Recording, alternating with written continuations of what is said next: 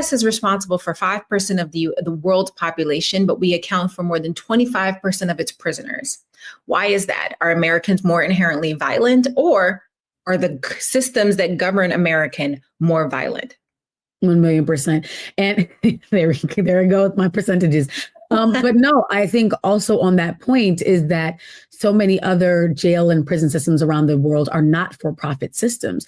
And so not only are they not incarcerating as many people, but the goal is actually rehabilitation, not making money for shareholders, not recidivism, because that keeps beds full and that's good for, again, shareholders, but actually making sure that when people are getting out, they are able to return to society. And that's just clearly not a priority for this country. I mean, so many people are languishing and dying behind their cells, and that serves shareholder desires. So it's really this vicious cycle that only benefits that 1% and those invested in those industries. Oh, absolutely. And I think one thing that many people do not know is that many of these for-profit entities, whether it be detention centers or official prisons and jails, have contracts with local governments that basically says that they need to fill the city, the state needs to fill a certain amount of beds. Otherwise, they renege on their contract. You know how dangerous that is? That now incentivizes police, cities, and states to fill beds versus actually to solve crime.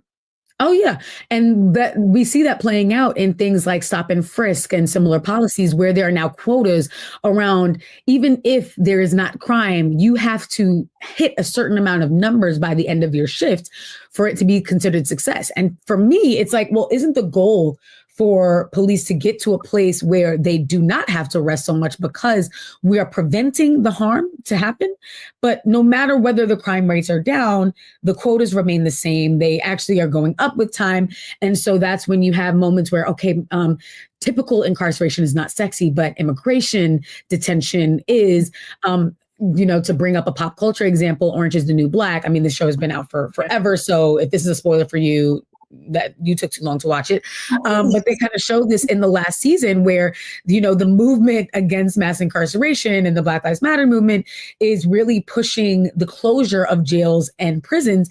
And so you have these nonviolent offenders and women who have served the majority of their sentences who are being released from the prisons and rearrested in the parking lots. And this is really something that happens by ICE. And sent to immigration detention centers, because that is the new area without oversight, the new area that you can do things on. So I'm just really glad that we're digging into this even before we bring on our guests. Yeah, and let's be honest, the system targets those who are the most vulnerable within our societies, oftentimes who lack the least amount of agency. And I'll be very transparent. I come from a family where I have multiple family members who have been incarcerated, and none of those incarcerations of my family members or those within my community made my community more safe, because the idea that arresting people, taking them off the street automatically creates safer environments, it's actually false. The presence of police oftentimes make our communities more dangerous. And so I think we as a community, in a collaboration with our elected officials, need to have a much larger conversation of how we define public safety and making sure that, arresting people on suspicion of violence isn't the same thing as creating a just and safe environment for everyone to be able to live and thrive, especially with these now ICE raids that can go into churches and schools and grocery stores and people's homes. That doesn't make us feel safe. If anything, it creates an increased level of tension that all of our communities now have to navigate. Yeah. And it goes back to profit. It's all about, the expenditures are really investments for them, right? So the U.S. spends $182 billion a year on incarceration. That's an investment by the United States. And they know that they're going to get a return on that investment. That investment goes into prison guards and barbed wire. It also goes into surveillance tech. Anywhere you go, there's a camera watching you, e-monitoring, cash bail, phone call fees, commissary markups, medical care that actually doesn't care and is ineffective, contracts that profit off of suffering. That's the reality of where where we're at. And so people are putting their money into these systems knowing that it's big business. It's big business in this country. Absolutely. People used to think we were joking when we said it's $1 billion industry. And I used to work for Amnesty International leading its mass incarceration work. And one of the things that I find very fascinating, which is why I think building the coalition around mass incarceration reform in the United States is so hard, is that in the 1950s, in the 1940s, and the 1930s, America used to build things. Fun fact, we actually used to build things, right?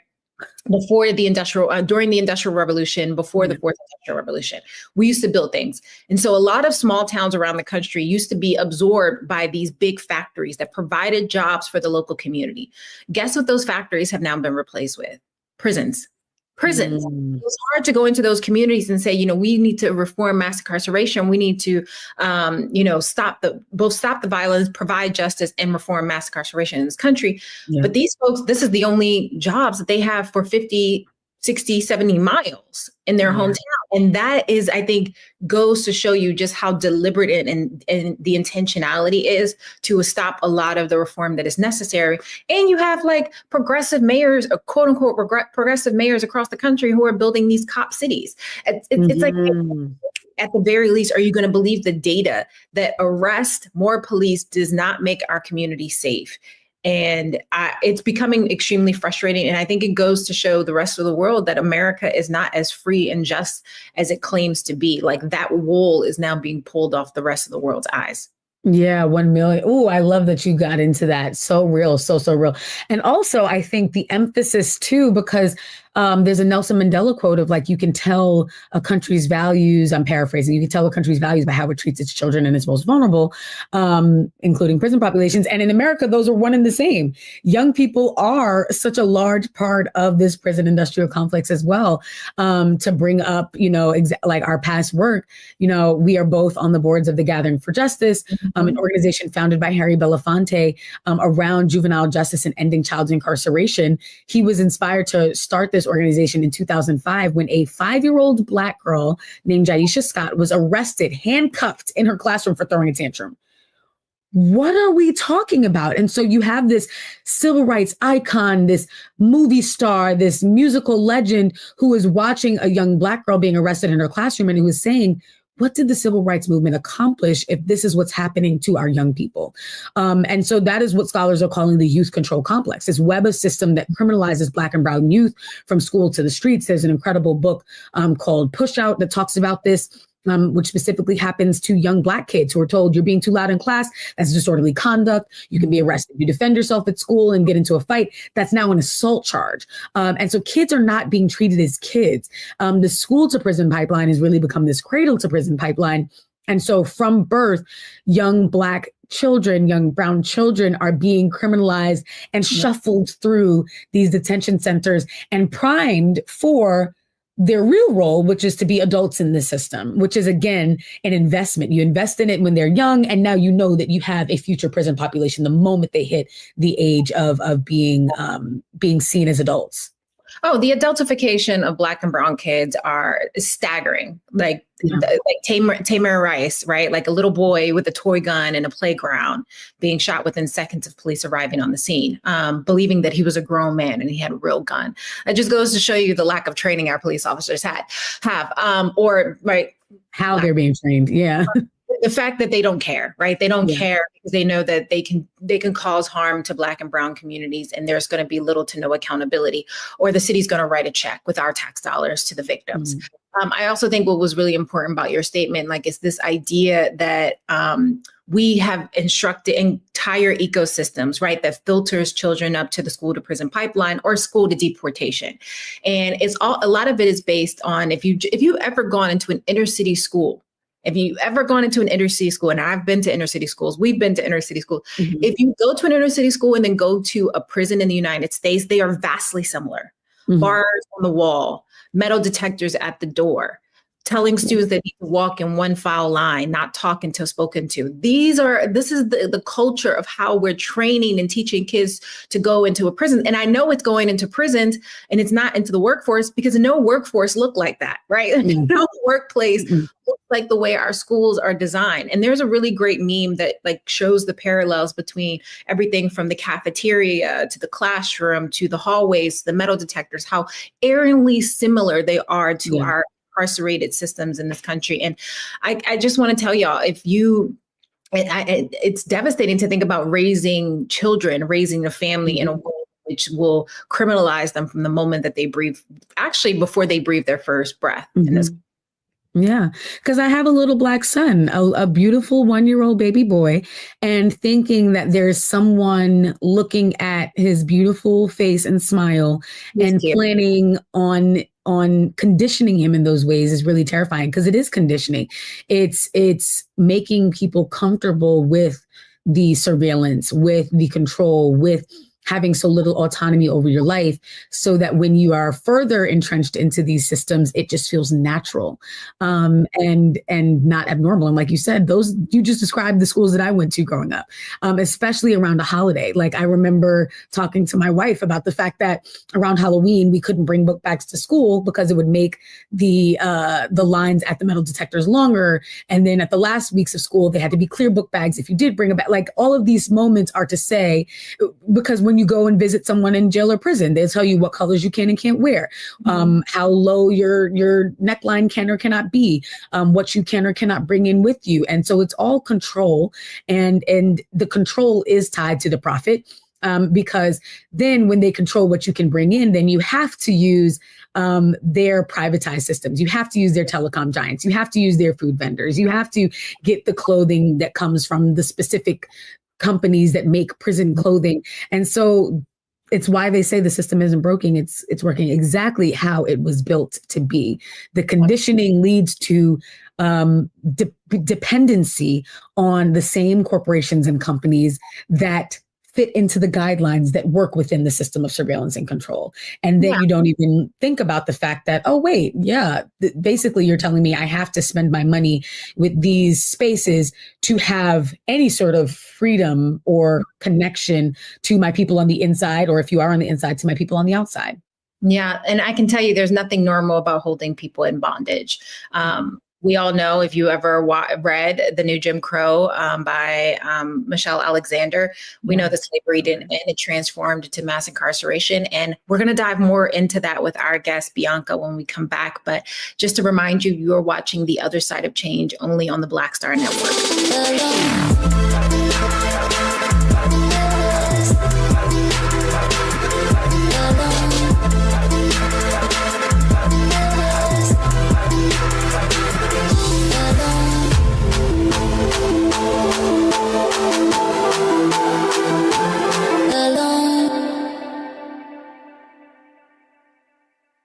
Hello, I'm Isaac Hayes III, founder and CEO of Fanbase. Listen to what I'm about to tell you.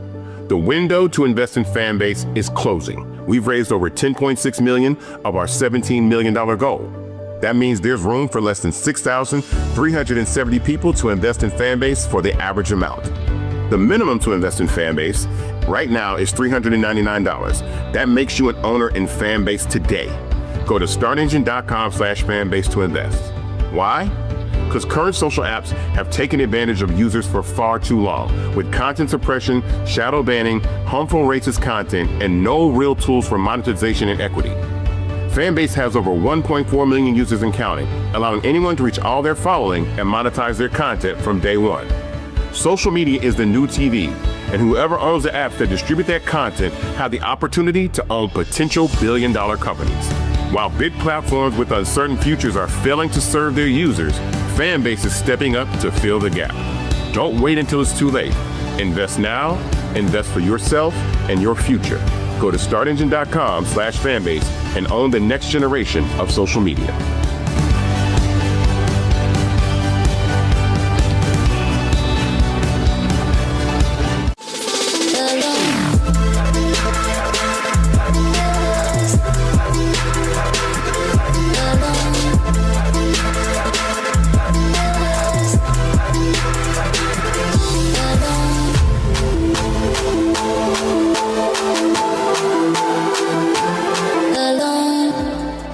We are back on the other side of change, only on the Black Star Network. We are joined today by someone whose work has fundamentally changed how we understand incarceration, and I know it will change how you think about this as well. Bianca Tylik is the founder of Worth Rises and the author of the newly released book, The Prison Industry. It shines a light on the billions made off the backs of incarcerated people. We are so grateful to have her. Bianca, welcome to the other side of change. Thank you so much. It's great to see you both, Jamira and Bree. No, Yes, thank you. Yeah, we were just talking before we brought you on how timely this book is. And I think as folks are every few years we talk about mass incarceration and little chips away at progress seems to happen, but largely the system doesn't change. Can you tell us, because your book, really breaks down the industry behind incarceration and how it has been, really the encyclopedia talking about corporate greed. Can you walk us through how deep and wide this greed really is and how it infiltrates many of the communities we all live and work in? Absolutely. Thank you so much. So the prison industry is an $80 billion industry, which is a lot of what people really don't understand. People think about the prison industry and they think private prisons, right? And obviously they are very, very a big part of sort of mainstream media right now because of everything that's going on within the federal government. But private prisons are really just like the tip of the iceberg. They're only about 5 billion of that 80 billion. So the $80 billion industry is more about sort of the outsourcing and money that is funneled through incarcerated bodies and incarceration system and detention as well. And so it's everything from healthcare to food and commissary to telecom, and there's a chapter about every single one of these sort of mini sectors within the industry in the book. And then importantly, with each of these, it really does, we delve into the history of how we got to the privatization of these sectors, but also the harms that they're causing to communities.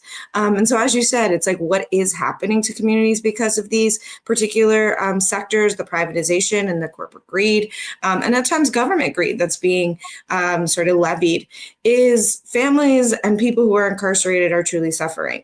Everything from the cost of a simple phone call that leads 1 in 3 families with an incarcerated loved one into debt, to companies that deny people basic and preventative and necessary at times healthcare, to sort of pad their bottom lines by cutting costs and then use bankruptcy courts to wipe their slate clean and do it all over again. You have food companies that really are serving people absolutely grotesque food, and oftentimes pop culture likes to say, well, oh, food in prison is bad notoriously, and that's funny. It's not funny, because more than people who are incarcerated get food illness more than 6 times more than people on the outside, and that has long-term health consequences. Wow. Not to mention that they're being fed, rodent feces and body parts and things of that sort. So it's a vast industry that is like deeply impacting people in their health and their emotional state and their financial state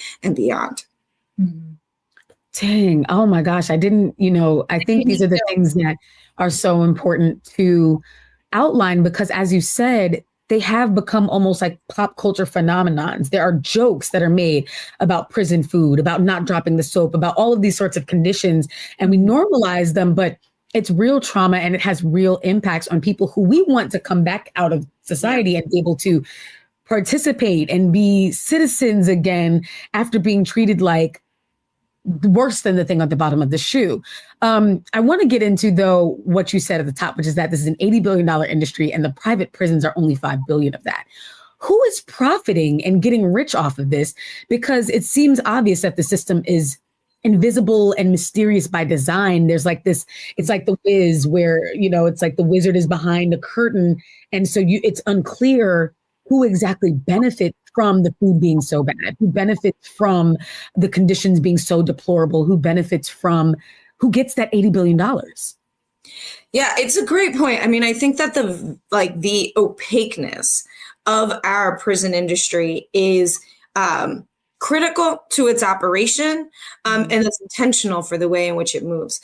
You have to sort of remember that a common citizen, whether you're a taxpayer, even though you're a taxpayer paying for the system, you can't just walk into a prison. right? Journalists can't just walk into prisons. In many states, not even elected officials can walk into a prison.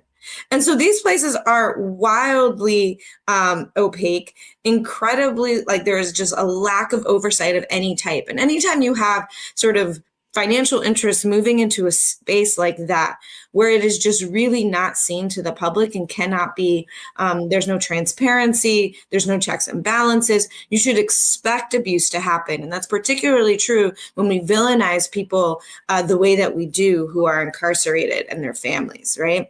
So who is it who's profiting off these systems? It is a huge matrix. There are over 4,000 corporations that are engaged in the prison industry. And in those corporations, you have everything from major publicly traded conglomerates like 3M that supply raw materials for prison labor, to mom and pop shops, to local sort of car dealerships. Like, you sort of name it, there's a vast network of these corporate interests. And then they're also like hand in hand with the government. Take telecom again. You have an industry that is $1.5 billion on its own. 90% of that is actually owned by 3 companies, all of which are owned by private equity firms. One of the largest in that field, Platinum Equity, is owned by the owner of the Detroit Pistons. So this starts to like feed into our sort of social fabric, our cultural institutions, our sports, all of that, and shape how we, view what the narratives are that are told about people who are incarcerated because of those who are in power, who are making money off of it. And so it's like, it's vast in that way. But I also have to mention that it is also, sort of a huge part of that $80 billion are the corrections officers and staff that are within those prisons and jails, right? And this has to do with people being shipped from, in many cases, urban cities for jobs in rural America where prisons were built throughout the 80s and 90s and 2000s. And now we are in a situation where even when we see the actual prison population drop and maybe a prison is under threat of close, you have those officers fighting, right, to keep those prisons open. And there's something really, really perverse about saying that we need to put people in cages in order for other people to have jobs. Like, that is not how our economy should be built. I'm so happy you made it. So we talked about that before in the beginning at the top of the show, and this idea that many of the factories in rural communities were replaced with private prisons or even just state and city run prisons. And to your point, on a larger scale, when we think about like who is benefiting, we, the public, is benefiting. The U.S. labor prison produced an estimated $2 billion in industry output last year. That's fast food restaurants. That's the signs that you need for your cars. Like, there are so many industries that benefit off. Actually, more than that. So exactly, right. $7 billion. $2 billion is just services. $9 billion is like actual products that are made in prisons and jails. And even that is a wild underestimate of what comes out. No, but so to that point, we are almost participating in the very systems that we know are demonizing our community. So how do we, the public, become more conscious of the things that we buy and participate in, knowing where they come from, but also being okay with recognizing, should we be successful in eliminating private prisons and reducing mass incarceration, that it will hurt our pockets in a way that we have to be okay with if it means creating a more just society? Yeah, I think that there's actually a number of different interests there. I think that we're actually being short-sighted. Mm-hmm. The version that we're told now, right, and that we know, which is, yes, we are benefiting in all these different ways. And I want to be clear, it's often not us benefiting, but sometimes the corporations, governments in different places, and yes, then the taxpayers sort of down the line. But there are also, we did actually a cost-benefit analysis of ending slavery in prisons. Mm-hmm. It's 2025. We did a cost benefit analysis on ending slavery. I just want to note that. But we did, nevertheless, working with, sort of very high profile, high level, like economists. And what we found was that actually ending slavery would put $18 billion minimum back into our economy on an annual basis. And so as much as we are getting a lot out of the institution of slavery and incarceration, mass incarceration, we have more to gain from ending it. We just don't talk about it in that way and in the long term, because we are so short-sighted about the immediate costs that need to be then remedied. Right. So I think that's the first thing. The second thing is, this system is in many ways a windfall, right, for the sort of profiteers, the prison profiteers that we're talking about. But the best way for taxpayers, the everyday person, to actually save money is not through the abuse of prison labor. It is through freeing people. This system is still wildly expensive, right? Like, yes, we might get $11 billion of products and services out of prisons and jails, but we're spending $80 billion. Yeah. So, or more than that, right? And so at the end of the day, and mind you, that's only prisons and jails. If you add in courts and like detention centers and halfway houses, $180 billion. It's $185 billion that you're talking about for the entire, sort of mechanism to function. That is a huge drain on taxpayer resources. And so we can't be short-sighted in the limitations of what we get out right now, because the main people winning are not us as taxpayers. And that's beyond, that's from a financial standpoint. That's beyond the long-term impacts, economic impacts on communities, and the social impacts on the ability for different families and communities to move up the economic ladder, as well as just human decency, right? And what happens to people, as well as our safety. Our safety is not served by this system. Right. So much so that private prisons, which are in most cases the only prison-only businesses that are publicly traded, in their own annual reports that they have to file for shareholders, they actually mention a reduction in crime as a risk to their business.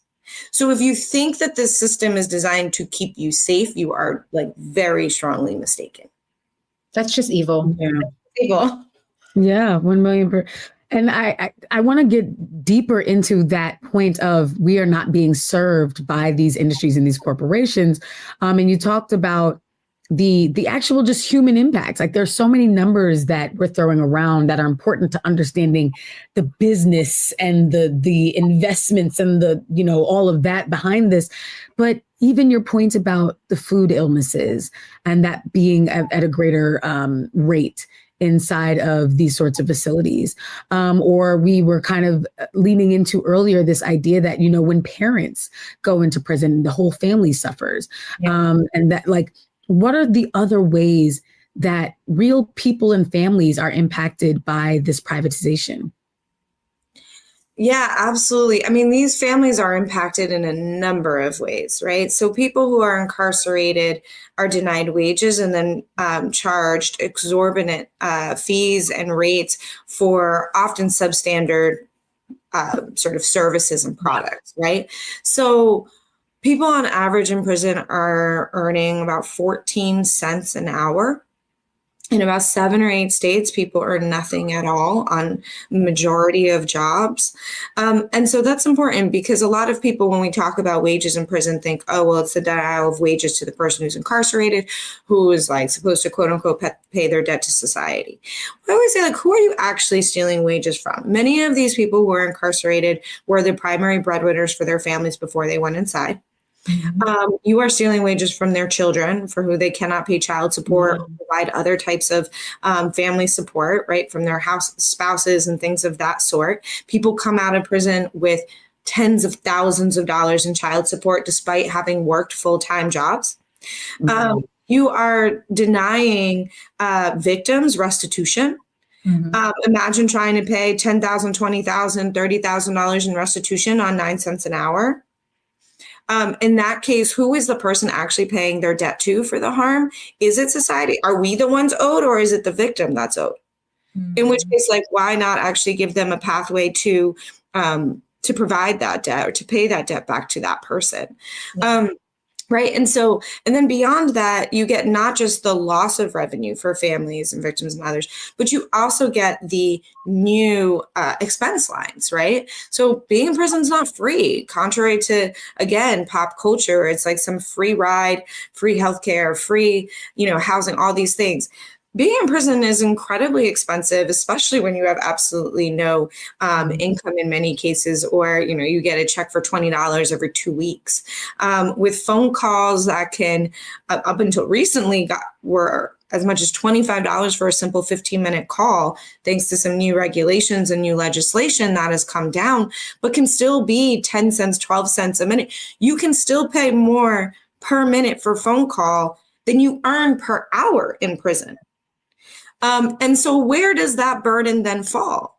It can't be on the person who's incarcerated, because there's truly no way for them to actually pay for that. Mm-hmm. It falls on families, right? And so now families who are already disproportionately low income, have lost a income line, are having these extra costs. It's the cost of a phone call. It's the cost of visits. It's the cost of medical copays, which, big surprise to people. Yes, people in prison actually pay medical copays. It's the cost of commissary items, which I also want to say, for Black and brown people, items in commissary for hair products and skin products and things like that are actually astronomically expensive compared to those for others and those on the outside. It is tampons for women. It is all of those things, hygiene products, food. Yeah. It is an extensive array of things that families are now on the hook for. It's almost like a redistribution of wealth in plain sight, right? Like, you're taking money from those who are the most vulnerable in society, redistributing to institutions that are inherently set up to fail. And the idea that these systems were never designed to work in anyone's favor, but the favor of those who are investing behind the scenes in the government. And even to some extent, the government is not technically like pocketing money. They're almost wasting taxpayers' money that could be going to our schools, could be going to our neighborhoods, that would make our communities safer. Bianca, you've been in this work for a very, very long time. Very long time, right? When we first met at that secret society meeting so long ago, that fake Illuminati meeting. Oh man. You then. But you've been in this space for so long, and I am curious for you, as someone who meets with members of the community and legislators all the time, who feel like this work can feel very overwhelming. How do we start kind of taking slow bites of the elephant, that in a time in which it feels like Donald Trump is only leaning in, or the administration is only leaning into beefing up our prisons and incarceration system? Yeah, absolutely. I mean, I think it's a really great point, Jamera, because we don't want to leave people with a hopelessness, right? I think there is a reality that this stuff can get really dark and really, awful. I mean, people are making money off the death penalty. Like, it can get really, really dark quickly. But there are opportunities, and there are things changing, and there are fights that are winning. And I think it is important to recognize that. For years, for example, in the prison telecom space, we have been levying legislation, regulation, pushing for all these things. And these things are coming to their head. They're actually winning in many, many cases. And you say take small bites of the apple. I think sometimes we can take major bites of the apple and expect to win too. No, I said elephant. The apple is edible. The elephant is huge. There you go. Yes. And so we passed, for example, the first piece of legislation in the country to make communication in a prisoner jail entirely free. And we're like, we don't want it cheaper. We don't want just make it free. It is 2025. I live in the city of New York, and in the city of New York, on every single New York City block, there is a kiosk where you can make a phone call anywhere in the country for free. If we can do that for the city of New York and 8 million people, we can do that in our prisons and jails.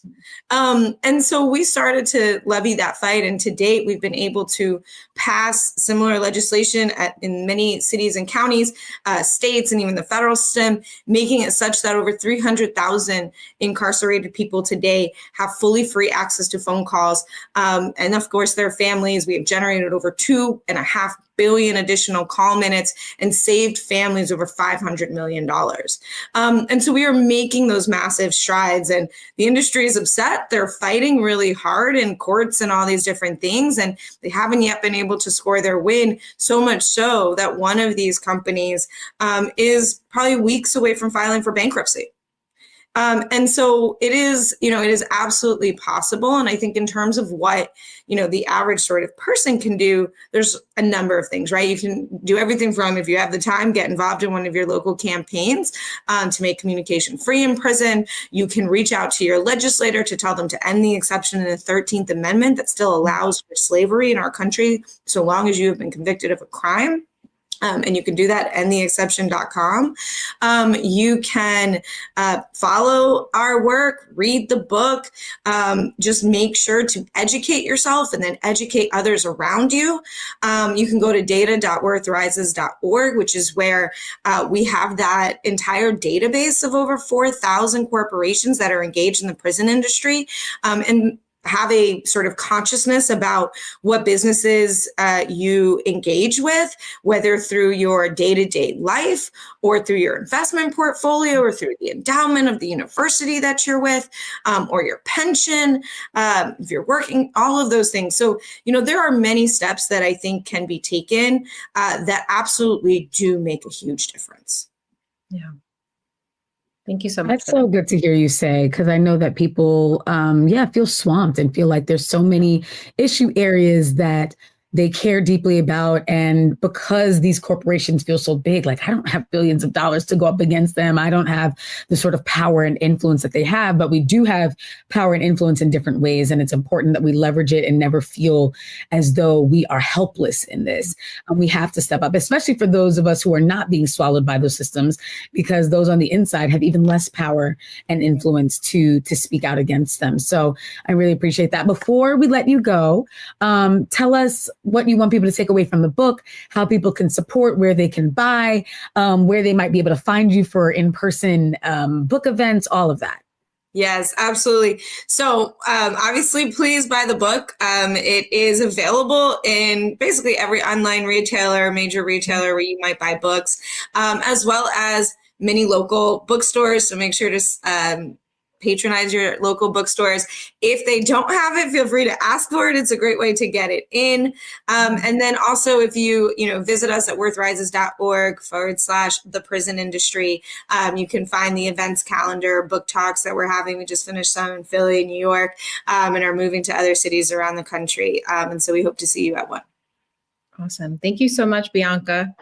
Thank you. We appreciate you deep. Thank you for doing this work, making it so easy for us to know and be informed and take action. And good luck on the book tour. Thank you. Thank you. Thank you. Take care, y'all.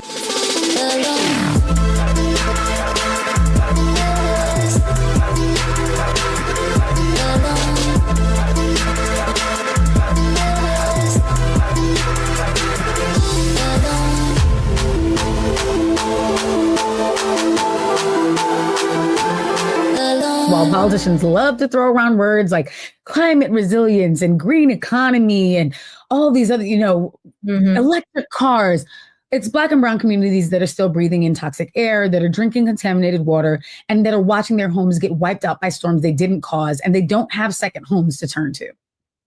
Yeah, and let's not sugarcoat it. This is not an accident. Environmental racism is a deliberate outcome of decades of redlining, industrial zoning in Black neighborhoods, and policy decisions that prioritize profit over people. Yeah, take Cancer Alley in Louisiana. I kind of mentioned this before. It's a stretch of land that is so polluted by petrochemical plants that residents are literally being poisoned, which is in essence why it's being called Cancer Alley. Young people, as young in their early 30s, late 20s, are being diagnosed with cancer because of how toxic this air is. The EPA has been promising action for years, and surprise, surprise, nothing has changed. The people living there are mostly Black and working class. This is not a coincidence. I will also add that a lot of these communities in Louisiana, they're called parishes, these like towns, were former plantations. And so the residents there are the descendants of people who enslaved on this ground. And so they were once in chains and now are being sort of strangled by the literal air that they're breathing. It brings a whole new meaning to the slogan, I can't breathe. Oh, absolutely. And even if we look at Jackson, Mississippi, a majority Black city that went weeks without clean water in the quote unquote richest country in the world, right? The most industrialized country in the world. And when funding finally came, it went to a fraction. It was a fraction of what was actually needed to do the cleanup. That's just that's not just bad infrastructure. That is deliberate and racialized neglect. Yes, yes, say that, neglect.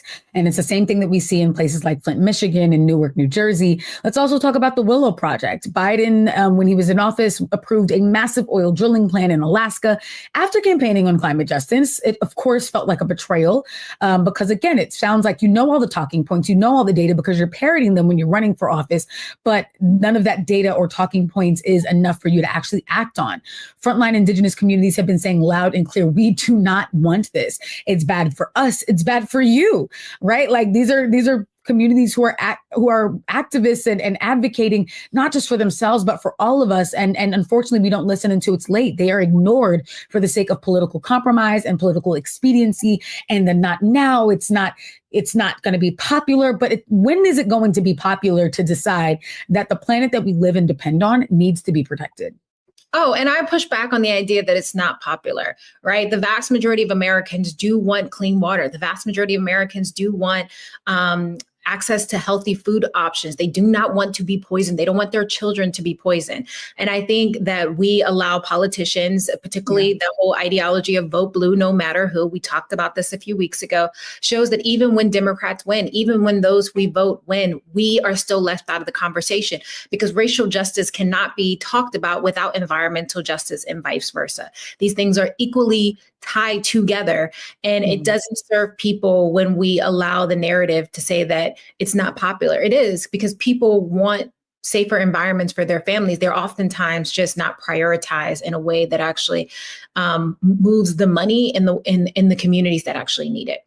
Yeah, so true. And that's where intersectionality comes in. It's this power analysis that says, okay, I can be fighting around immigration justice, I can be fighting around police justice, but doing all of that on a planet that's dying, I need to also be fighting for climate justice and environmental justice.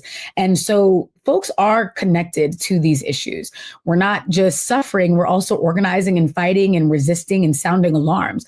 From Flint to Puerto Rico, communities are forming water justice coalitions, creating solar co-ops, suing the governments that failed them. It's really inspiring to see this advocacy. A lot of it is youth-led, which I love to see.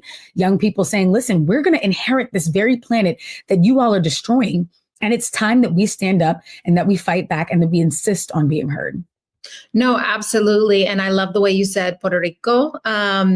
Right on point. I'm sure the audience would appreciate the little accent. And no, it's a prime example that people are leading the change. The people resistance are constantly showing us that there is efforts on the ground that is happening and change is occurring. And I'm super excited that shortly we're going to be spotlighting one of our guests who is one of those people leading the change at the front lines, challenging the institutions, the individuals, and the perceived notion that change can't come and we can't protect the environment, leading with a people-centric approach and led by Black women and Black people. So with that being said, we're going to take a quick break. You are watching On the Other Side of Change only on the Black Star Network.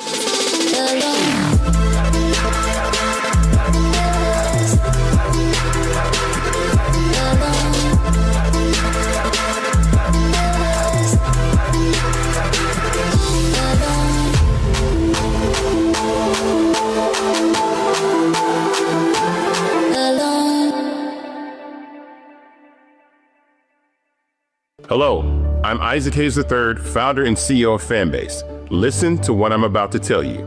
The window to invest in Fanbase is closing. We've raised over $10.6 million of our $17 million goal. That means there's room for less than 6,370 people to invest in Fanbase for the average amount. The minimum to invest in Fanbase right now is $399. That makes you an owner in Fanbase today. Go to startengine.com/fanbase to invest. Why? Because current social apps have taken advantage of users for far too long, with content suppression, shadow banning, harmful racist content, and no real tools for monetization and equity. Fanbase has over 1.4 million users and counting, allowing anyone to reach all their following and monetize their content from day one. Social media is the new TV, And whoever owns the apps that distribute that content have the opportunity to own potential billion-dollar companies. While big platforms with uncertain futures are failing to serve their users, Fanbase is stepping up to fill the gap. Don't wait until it's too late. Invest now, invest for yourself and your future. Go to startengine.com/fanbase and own the next generation of social media.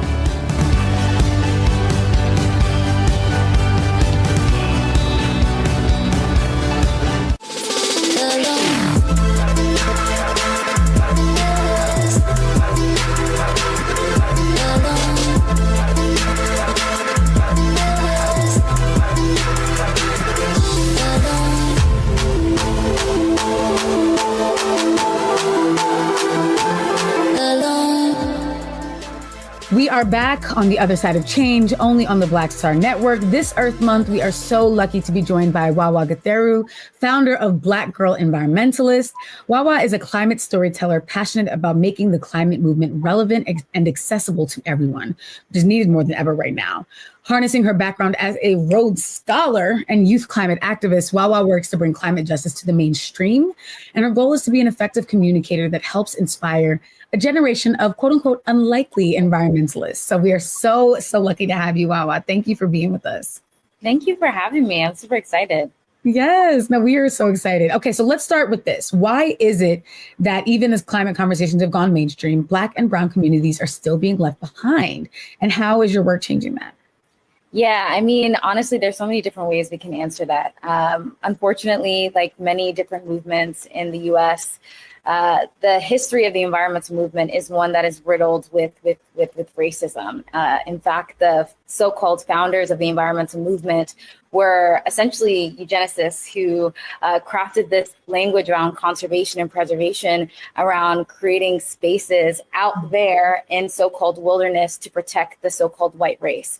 And so that really is the foundation of the movement that I now call myself a part of. And so a lot of those insidious foundational aspects have still crept in. And one of the ways that we see that manifest is really this untrue notion that people of color and Black people in particular don't care about the environment, or things like climate change aren't within our purview, which actually is untrue, right? Like, we do care. And in fact, polling does show that people of color and Black and Latin people in particular actually care the most about climate change and environmental action. The issue is that the movement has not historically created a connection with us, and has had narratives that really speak to our unique lived experiences and the environmental burdens and hazards that we experience.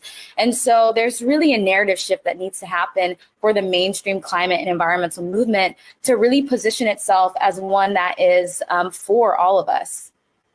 No, that's so true. And I really appreciate you laying that foundation out, which is why I would love to hear you talk more about, why did you found Black Girl Environmentalist, and why specifically are you centering the voices of Black women and Black girls in that work? Yeah, so my decision to start Black Girl Environmentalist, the seed I feel like had been planted for several years before I founded it. But honestly, I grew up in the climate movement. When I was 15 years old, I decided that I wanted to dedicate my life to environmental justice.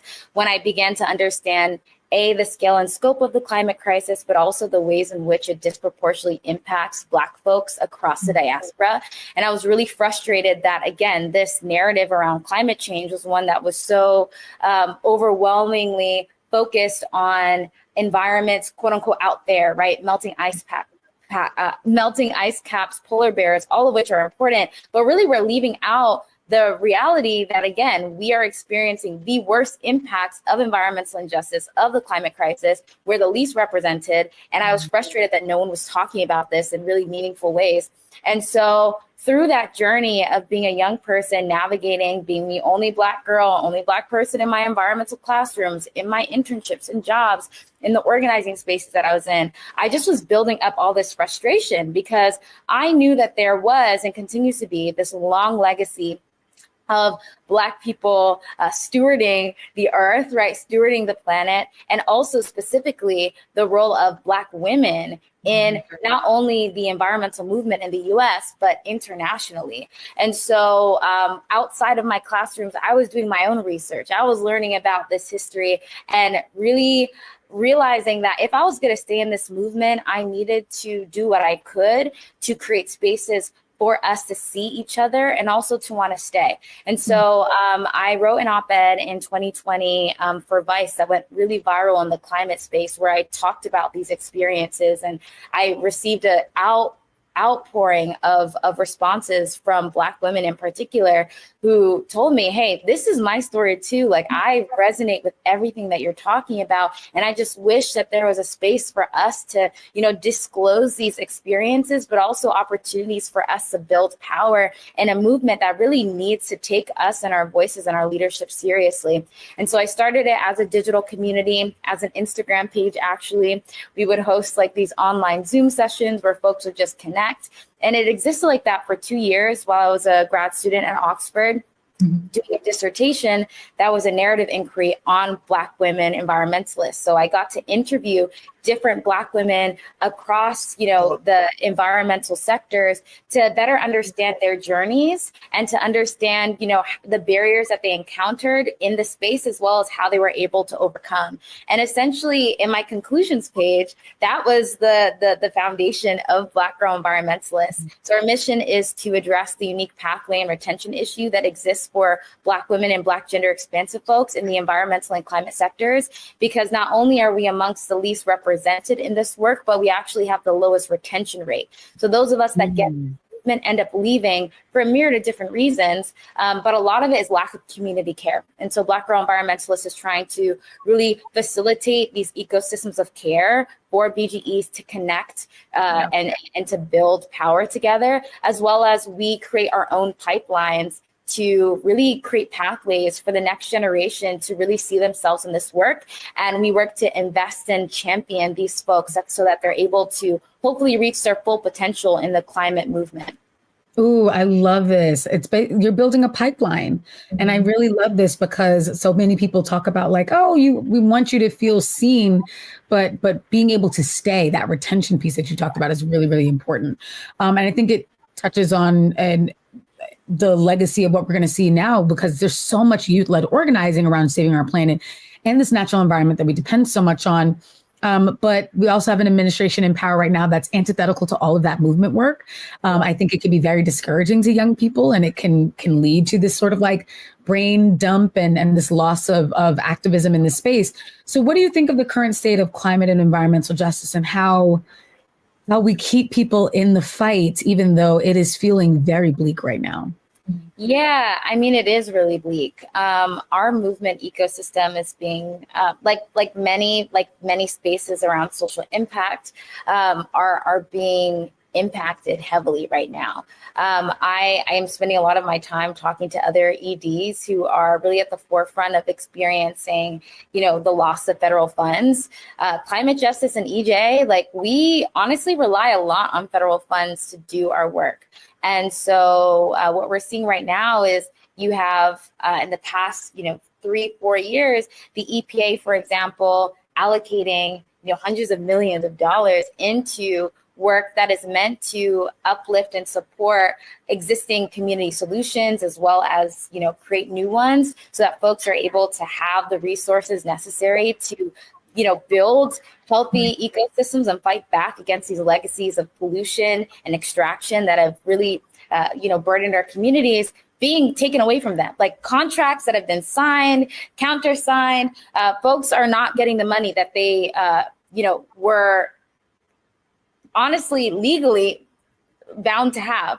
And so we're having to rethink a lot of things. We're having to really explore what radical collaboration looks like. We have to look at organizations scaling down, some of them actually having to close their doors, because there's huge question marks around how do we continue to do our work, even from a narrative perspective, when we have terms like environmental justice and equity being seen as, as untrue, or even climate change It's not something that you can find really on the federal government's websites anymore, which is, really insane. And so to answer your question on how we can continue to this work, I mean, the work continues. It always has. Like, if we're being completely honest, environmental justice only recently has started to even get some sort of, mainstream awareness, but it's always existed, specifically in Black communities. Even before, Warren County, North Carolina in 1982, that's what the textbooks recognize as being the birth of the EJ movement. Like, Black and brown people in this country have always been a part of environmental stewardship, and also have always understood that it wasn't a coincidence that toxic waste facilities and industries would place their infrastructure, again, in low-income Black communities in particular, because they understood that these communities did not have the political clout to be able to push back, as opposed to, wealthier, whiter areas. And so I think in this moment, it's really a time where folks are going to continue to do the work, but it's just going to be maybe quieter looking from folks who are not directly involved, right? The undercurrent is strong, and it's actually building and growing and becoming more resilient, but we have to get really, really creative in the ways that we tell our story, not amongst each other, but really in a way to, unfortunately, not get the wrong attention from the wrong actors who are, doing really crazy stuff. Like, I have friends in this space that are getting, having Proud Boys come to their homes, right? So this is a landscape that we're in, but again, community care and building ecosystems of resilience is what we've always done. It's what we'll continue to do, and that's just what we're going to have to focus on right now. No, I totally agree, and I'm happy you said that, because you're right. The work has always happened, especially happened in hostile environments. Unfortunately, we just now are dealing with folks who don't believe in science, which is really one of the most obnoxious things in the world. But you mentioned that this idea that some of the work may now get a little bit more silent and be a little bit more subtle in many ways. I want to talk about how the role of social media has played in, one, I think, opening the world up to what the climate change, and particularly understanding the intersectionality of climate change and a host of other issues, but also showing that those who are leading the fight for climate change are young women and people and young people of color. So how has social media both helped and could potentially hinder those efforts, considering that what you're saying about some of the work now becoming a little bit more subtle and focused? Yeah, I mean, storytelling in general has been so critical in being able to, again, share the ways in which, right, like the climate crisis isn't an equal opportunity stressor, right? Like, there are specific people who are experiencing this more and worse, and will continue to, because of these systems of oppression and, the colonial system and projects that, extracts from the land and from people at the same time. And even myself, like, understanding that legacy, that wasn't something that I learned in school. That was something that I learned from, discovering authors, for example, like Dr. Dorceta Taylor, and then like continuing to like go on YouTube and listening to her lectures, and like having my world blown up about like, oh, all these things that I thought I knew about, I didn't know anything about. And I think that social media has also aided this in highlighting, right, these like academics, scholars, community leaders, folks who have been doing this work for so long, providing them a new platform that maybe they didn't always have access to, especially as EJ has, again, existed. EJ as a praxis has existed for long before it's getting the somewhat of the recognition that it should be. But it's also, I think, in a lot of ways aided in the intellectual, exploration of the next generation of, again, having access to these terminologies and histories and legacies outside of the classroom, especially in a time where we're seeing, the education system really being hit first and worse, as a way to keep, young people from knowing the truth. And so I even with Black Girl Environmentalists, we were able to build our community for the first 2 years solely on social media. So it has been so critical, and specifically the last 5 years has been really, really critical. And from EJ being something that I heard for the first time in my college classroom, junior year, third year, to where I went back to my undergrad, University of Connecticut, and now there are students who are trying to make, who are making individualized degrees in environmental justice. And that's because of their access to, storytellers and academics and community leaders on social media. at the same time, right now, we're seeing the ways that social media platforms are being monitored. Yep. And we don't even know exactly how vast this is happening and what the ramifications are. We're really in this incubation stage of, in the next year, the landscape will probably look totally different. But something that I'm seeing in a lot of the conversations that I'm having, again, with funders, EDs, community members, is should we be sharing our work online? And it's tough because a lot of EJ principles really rely on participatory justice, making sure that people know what's going on, so that there can be this back and forth of relational building. But at the same time, right, in the past, sharing an impact report that goes super in depth over who you're serving, the exact ways that you're conducting your work, what your impact looks like, where you are geographically located. These are things that actually moving forward can create, again, even potentially worse outcomes and put ourselves in the crosshairs of even more vitriol. And so I don't know what it looks like even right now with our fellowship programs. Like we're questioning, should we highlight our fellows? It's something that we really love to do, to have our fellows be able to share their story on social media and be able to celebrate them in a really public way. But now we're thinking about safety. Is it safe to share our fellows and their work and the things that they're pursuing on social media? I don't know the answer to that question. I think we're going to get more information as time goes on, but it's a tough time, to be honest. Thank you for that. So where I appreciate that transparency. No, I just appreciate that transparency. I know a lot of people are dealing with that, especially with the ways that groups like Fearless Fund have been attacked. It makes you want to draw in, but also not do so in a way that keeps you from being able to be heard and champion the things that matter. So I just appreciate you saying that. You were saying, Jameer? No. I was just going to ask a follow-up question in regards to, where can folks learn more information about her organization, and how can folks continue the fight and or join the fight? Yeah, I mean, hey, we're still going to be here. We're going to still do our work.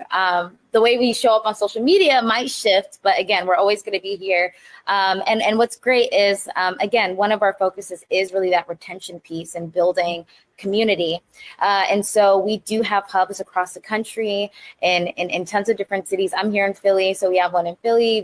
We're in DC, we're in New Orleans, we're in Chicago, we're in Houston, we're in LA, we're in New York. We're all over. You can find that list on our website or on our Instagram. www.blackgirlenvironmentalist.org, or on Instagram, just at Black Girl Environmentalist. Make sure to follow us, support our work. If you got the funds, if you got the extra change, send a little donation. Cough it up. Got it. But also just, bring your names into rooms. Like we're always looking for even literal space, like physical space to host different events. And if you know of any early career BGEs who want to get more involved in climate or environmental work, or already are, please direct them to us so that we can involve them in all the things that we have brewing on our side. Love it. Thank you so much. We appreciate you so deep, girl. Thank you for coming and speaking truth to power and letting people know where things stand. We're so grateful and excited to see what comes next in whatever iteration that looks like.